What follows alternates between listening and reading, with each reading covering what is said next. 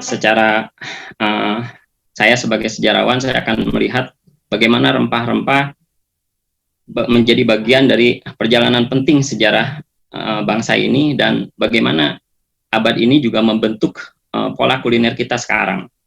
Jadi ini beberapa poin yang akan dibahas ya, dan beberapa pertanyaan yang sudah saya cetuskan. Apakah dalam sejarah kuliner Indonesia rempah-rempah benar-benar pernah menggoyang lidah para leluhur kita? Jika iya, seberapa besar, banyak dan pentingkah pengaruh rempah-rempah dalam kuliner kita, dan apa warisan kejayaan abad rempah-rempah bagi kuliner kita ini? Ya, sebenarnya forum jalur rempah ini bukan yang pertama ya. Kalau saya perhatikan perkembangan dari tahun ke tahun, ada beberapa forum yang juga sama seperti webinar ini ya. Artinya memang ada upaya untuk merevitalisasi. Bentar, mohon maaf, Bung Fadli, bisa ditampilkan secara utuh karena nanti orang melihatnya kecil. Oke, oh ya. Ya, presentasi. Terima kasih. Ya, saya lupa. Oke. Ya, ini beberapa acara forum rempah-rempah yang pernah berlangsung dari tahun ke tahun. Artinya webinar jalur rempah yang dikelola oleh Kemendikbud ini bukan yang pertama ya. Dan yang lebih menarik sebetulnya bukan hanya forum jalur rempah seperti yang diselenggarakan oleh Kemendikbud.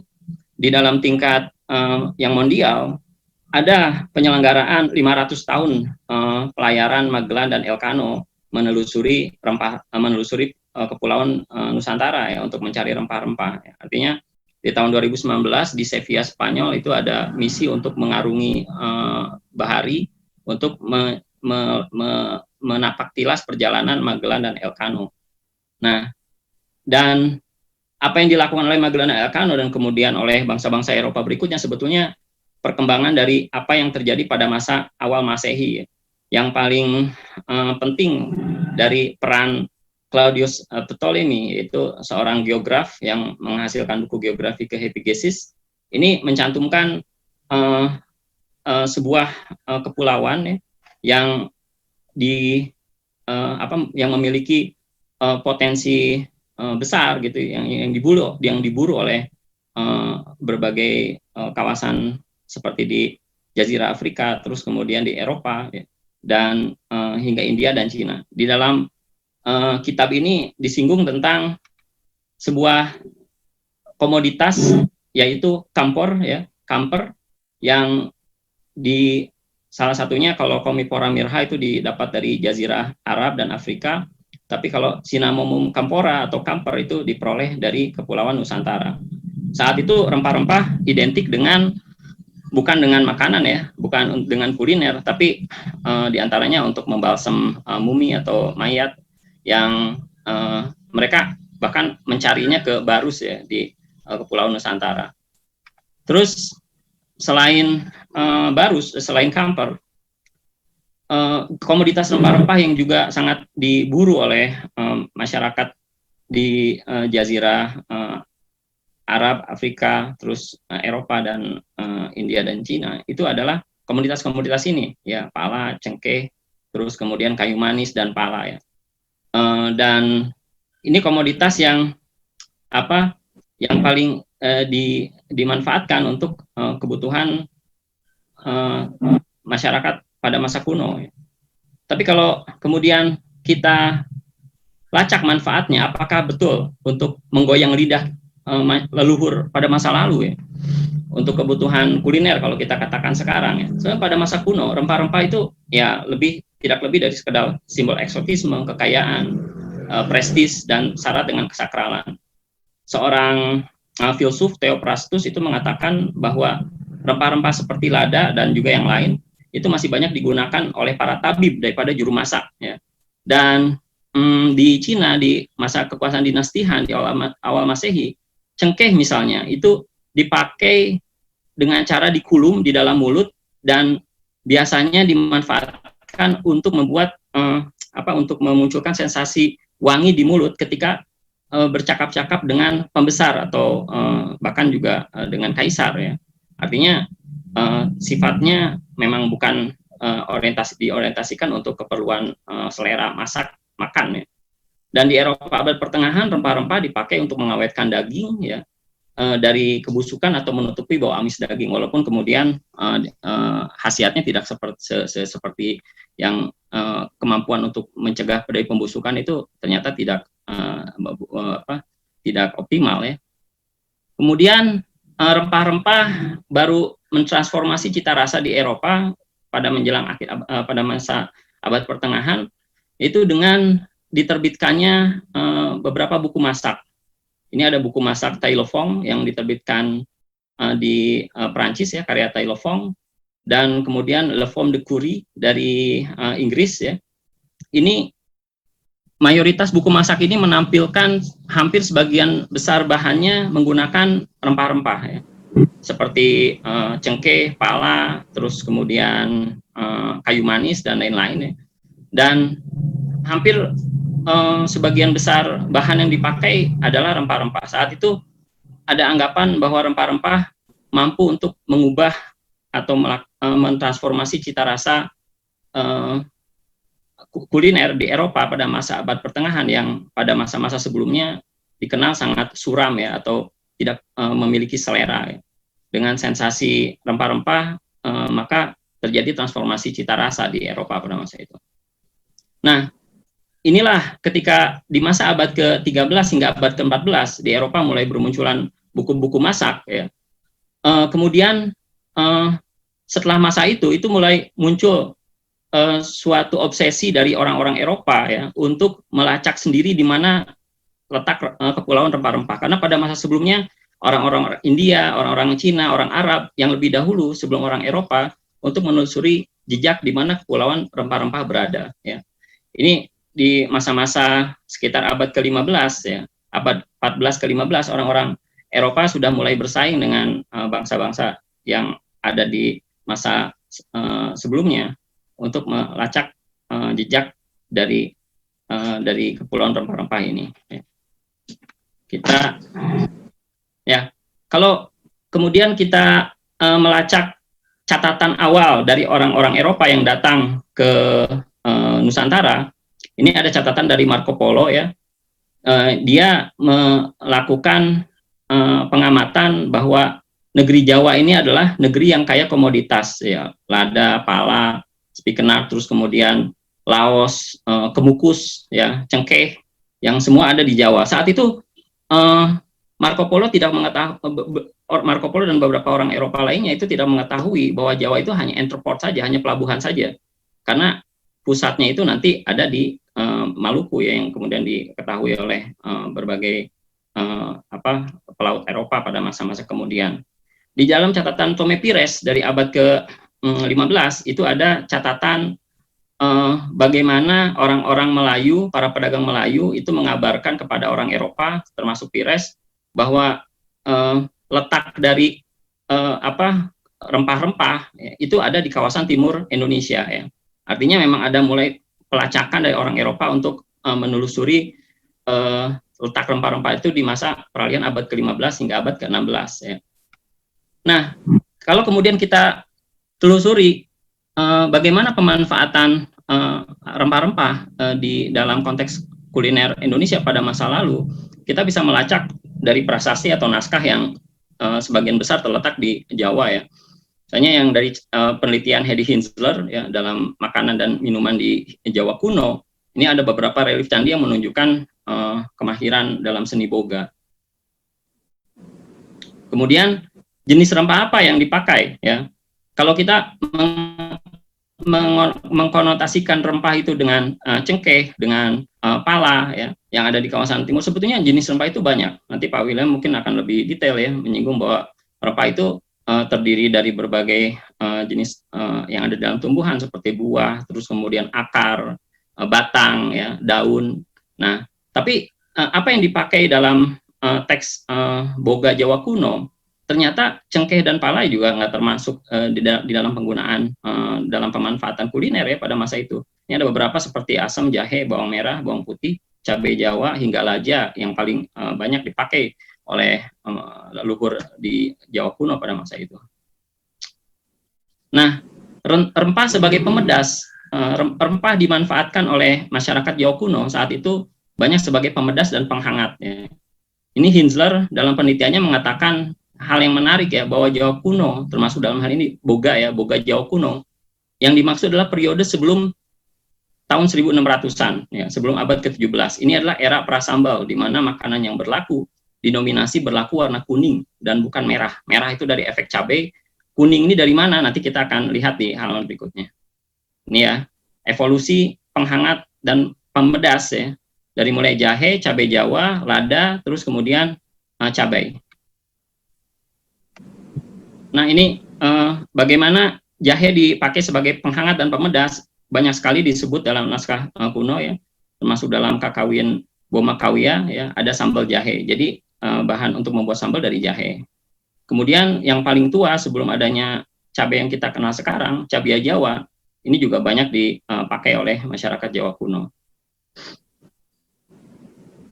Lada yang kita sering gunakan itu bukan tanaman endemik kita asalnya, tapi diintroduksi dari India, berasal dari daerah Ghats India yang kemudian disebarluaskan ke berbagai penjuru Asia Tenggara.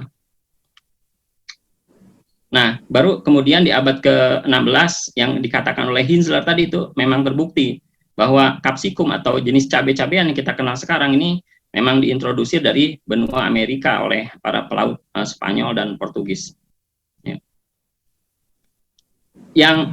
Hal yang menarik dalam hasanah kuliner kita yang saya temukan adalah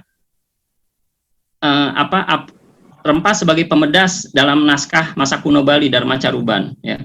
Di dalam jenis-jenis sambal yang ada di sini itu tidak disebutkan sambal kapsikum, tapi jenis-jenis sambal yang ada di dalam naskah dalam hasanah Jawa kuno, boga Jawa kuno, seperti jahe, laos, kencur, ketumbar, bawang merah putih, lada, terasi, garam, kencur, dan gula. Terus yang unik menggunakan cabai Jawa, yang sekarang hanya dipakai jamu oleh masyarakat Jawa kuno. Artinya ini mungkin yang cerminan masyarakat Jawa kuno ya, yang masih tampak dalam tradisi kuliner Bali ya, banyak menggunakan rempah-rempah. Bagaimana cabai atau jenis cabai-cabean yang kita kenal sekarang untuk bahan membuat sambal itu masuk? Saya pikir ini menjadi salah satu bagian dari apa yang terjadi pada masa abad rempah-rempah, yaitu kalau kita lihat dari lukisan yang dilukis oleh Cornelis Claes tahun 1598 di Pasar Banten, banyak sekali transaksi bahan-bahan makanan dari berbagai bangsa yang dibawa ke sini. Jadi ini yang membuat betapa banyak ragam bahan makanan baru yang masuk ke Indonesia, ke Kepulauan Nusantara pada masa abad rempah-rempah. Ya. Ini lukisan dari dalam bukunya Jan Huygen van Linschoten ya, bagaimana karya van Linschoten dipakai sebagai sebuah panduan bagi orang Belanda ya, dan kemudian diikuti oleh orang-orang Eropa untuk menelusuri jejak dari Kepulauan Rempah-Rempah. Nah ini kalau kita lihat rempah-rempah sebagai penggoyang lidah, masa sekarang mungkin iya ya. Tapi pada masa lalu kalau kita kemudian baca teksnya Jan Huygen van Linschoten ini, gitu, maka ia mengamati bahwa cengkeh ya yang ada di Kepulauan Maluku ya, itu lebih dipakai sebagai sebuah alat barter yang kemudian ditukar dengan beras, jagung, bawang merah, bawang putih dan lain-lain. Gitu. Artinya komoditasnya bukan sebagai konsumsi, tapi lebih untuk kebutuhan niaga. Kemudian selain itu juga bukan dipakai untuk kepentingan kuliner, ya, tapi untuk afrodisiak. Ya. Salah satunya seperti dikatakan oleh Linschoten, ia mengamati bahwa rempah-rempah seperti cengkeh, pala dan bunga pala, lada itu banyak dipakai untuk medis ya, sebagaimana sudah dibahas di webinar sebelumnya, dan kemudian untuk gairah birahi ya, atau seksual.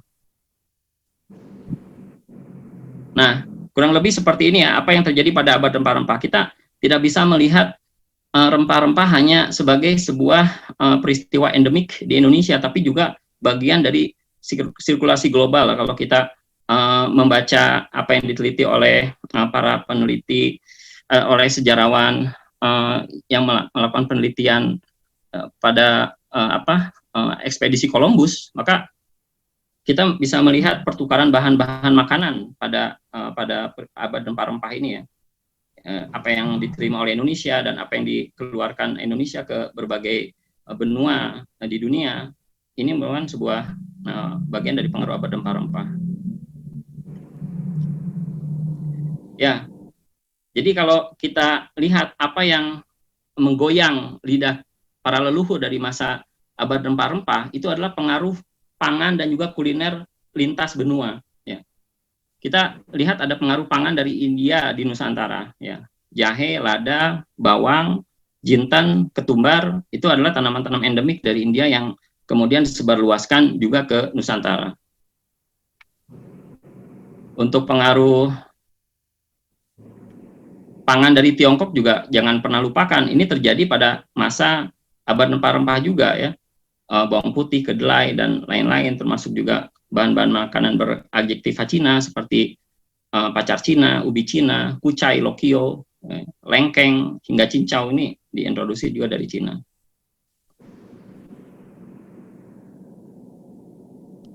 Pengaruh pangan dari Eropa juga berlangsung pada masa abad rempah-rempah. Ya, jika kita memeriksa kembali sejarah hubungan kita dengan bangsa Spanyol dan Portugis, mereka juga mengintrodusir jagung, singkong, cabai, buncis, terong, nenas, ya, dan berbagai macam jenis buah. Jika kita membuka serat centini, maka ada berbagai jenis buah dan buah sayur, ya, seperti waluh, lubi, bit, paterselis, lada, terong, kentang, yang notabene dibawa dari Eropa oleh para pelaut Spanyol dan Portugis pada masa abad ke-16 hingga 17. Artinya tanaman-tanaman endemik dari benua Amerika ini berhasil ditanam dengan sukses di Nusantara. Nah, dalam pengaruh kuliner dari Eropa, kita bisa saksikan ya, termasuk juga pengaruh mereka datang ke Nusantara itu mendorong pembudidayaan ternak dan konsumsi sumber makanan hewani. Ya. Kalau kita membaca riset seperti yang dilakukan oleh Anthony Reid, sangat rendah konsumsi protein hewani, tapi ketika kedatangan orang Eropa, tingkat konsumsinya itu semakin tinggi, termasuk seiring dengan pembudidayaan hewan ternak. Termasuk juga teknik-teknik pengolahan ala Portugis, ya, seperti memanggang, mencampur daging dengan bahan bumbu, merebus, dan mengukus. Ya. Dalam penelitian sejarawan Portugal, Boileau, ia mengatakan bahwa sangat mungkin teknik-teknik ini juga meresap ke dalam tradisi rendang di Sumatera Barat, ya, karena sifat awetannya sama dengan sifat awetan yang ada dalam kuliner Portugis pada masa lalu. Tapi jangan kecil hati ya bahwa rempah-rempah itu tidak menggoyang lidah kita ya. Seiring dengan jelang buka puasa, kita dihadirkan pada dan juga jelang Idul Fitri nanti kue-kue yang menggunakan rempah-rempah. Jadi orang-orang Belanda, ya, termasuk juga para misionaris yang datang ke Kepulauan Timur, ini memanfaatkan rempah-rempah untuk kebutuhan selera mereka. Sehingga kita mengenal ada spekkoek, ya. Terus kemudian di Belanda spekulas dan juga onbijkoek, termasuk nastar yang saban Lebaran itu seringkali ada yang masih menggunakan cengkeh gitu untuk pemanisnya. Ini merupakan sensasi-sensasi dari bagaimana pemanfaatan rempah-rempah terkait dengan pengaruh kuliner Eropa, ya, yang sampai sekarang bahkan menjadi sharing cuisines antara Belanda dengan Indonesia. Di Belanda ada, di Indonesia juga ada. Gitu. Tapi kalau kita bicara soal akhir kejayaan rempah-rempah, ya, ini slide-slide terakhir. Kejayaan rempah-rempah itu berakhir pada akhir abad ke-18 ya, seiring dengan bangkrutnya VOC, ya. Belanda di peralihan ke abad ke-19 itu mulai mengubah orientasi politik ekonomi niaganya bukan lagi ke rempah-rempah, tapi tanaman komoditas seperti kopi, teh, dan tembakau. Kalau melihat apa yang terjadi dari masa transisi abad ke-18 ke-19 ya, apa yang pernah diamati oleh Reinward ya dengan mengutus utusannya ke Kepulauan Banda dan Kepulauan Maluku itu terbengkalai atau dibengkalaikan begitu saja oleh Belanda gitu. Karena ya rempah-rempah bukan lagi komoditas yang seksi ya pada masa-masa peralihan abad 18-19. kita jangan terlalu terfokus pada sumber-sumber Belanda ya. Kalau mau melihat akhir dari kejayaan rempah-rempah sebenarnya apa gitu ya. Walaupun kita bisa memeriksa itu dari sumber-sumber Eropa lainnya, terutama dari Perancis ya. Ini ada sebuah komentar dari Henri Alexandre Tessier, seorang ilmuwan botanis dari Perancis yang mengatakan bahwa dia sangat heran dengan sikap Belanda yang sangat rakus ya, memanfaatkan cengkeh dan merusak lingkungan dengan membakar rempah-rempah ya, seperti cengkeh dan pala supaya tidak memberikan keuntungan bagi bangsa lain. Sedangkan Perancis saat itu ya, melakukan ekspedisi penelusuran rempah-rempah untuk kepentingan saintifik, bukan hanya untuk kepentingan niaga. Artinya beda orientasi antara Belanda dengan negara-negara jajahan lain dengan negara-negara koloni lain seperti Perancis saat itu memang menunjukkan bahwa ada salah kelola ya, dalam niaga rempah-rempah yang kemudian membengkalaikan kepulauan Maluku gitu sebagai surga rempah-rempah yang dulu diburu oleh berbagai bangsa gitu. Sehingga kita bisa melihat ya bagaimana narasi antara teks sumber Belanda dengan sumber seperti dari Perancis ini yang melihat akhir dari kejayaan rempah-rempah di Nusantara. Ya, kalau kemudian saya coba refleksikan gitu ya, bahwa betul rempah-rempah adalah bagian dari sejarah, tradisi, dan identitas bangsa kita yang perlu dijaga serta dilestarikan keragaman dan pemanfaatannya. Dan hal itu sangat mungkin dilakukan dengan melakukan diseminasi pengetahuan rempah-rempah melalui wahana edukasi seperti museum, pameran, seminar, dan diskusi. Terus program edukasi terpadu juga sangat kurang di kita ya, di pendidikan dan juga di ruang publik terkait pembudidayaan rempah-rempah dan pemanfaatan praktisnya untuk kesehatan dan kuliner ya, mengingat pemanfaatannya saat ini yang sangat rendah. Dan peningkatan riset rempah-rempah juga masih kurang ya secara lintas bidang keilmuan. Kemudian pemberdayaan para petani rempah melalui pengembangan pasar rempah juga harus lebih digiatkan ya.